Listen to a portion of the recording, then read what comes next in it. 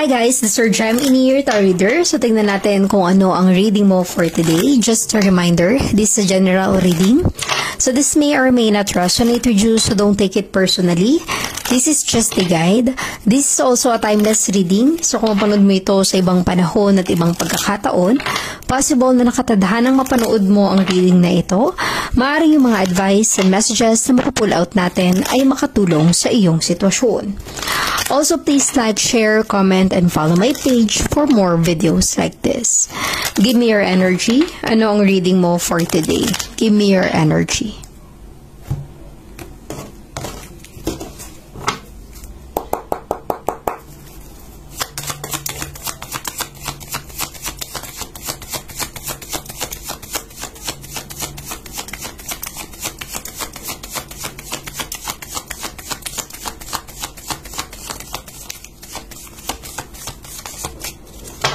Give me your energy. Ano ang reading mo for today?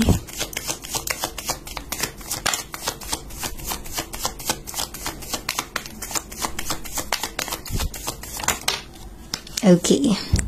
You have here the Nine of Cups, a water sign. Maaaring ikaw ay water sign, Cancer, Scorpio, Pisces, or posibleng connected ka with a water sign, Cancer, Scorpio, Pisces.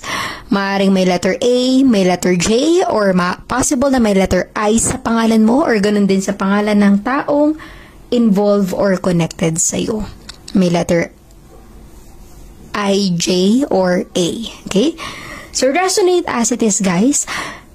This Nine of Cups is fulfillment, happiness.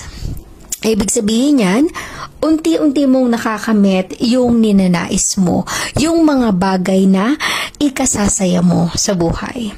Hindi man ito particular sa pera, or hindi man ito particular sa love life, pero nararamdaman mo yung, kumbaga contentment, masaya ka sa buhay mo, sa sitwasyon mo. Hindi man ganun ka-kompleto, hindi man ganun ka-buo or ka-perfecto, pero nararamdaman mo yung okay ka na sa sitwasyon mo, di ba? That is the Nine of Cups. Kontento ka, masaya ka. Yun ang importante kasi hindi ka stress eh. May mga problema kang pinagdadaanan pero ramdam mo sa sarili mo yung pagiging blooming or glowing kasi hindi ka nakafocus sa problema. Hindi ka stress sa problema. Kasi kaya you have the Nine of Cups, fulfillment, okay, happiness. Kasi kontento, kumbaga nakafocus ka sa positive energy, sa mga blessing na binibigay sa'yo. And that's a great thing.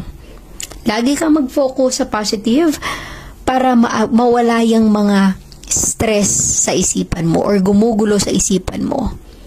Lagi kang mag-focus sa solusyon, huwag sa problema.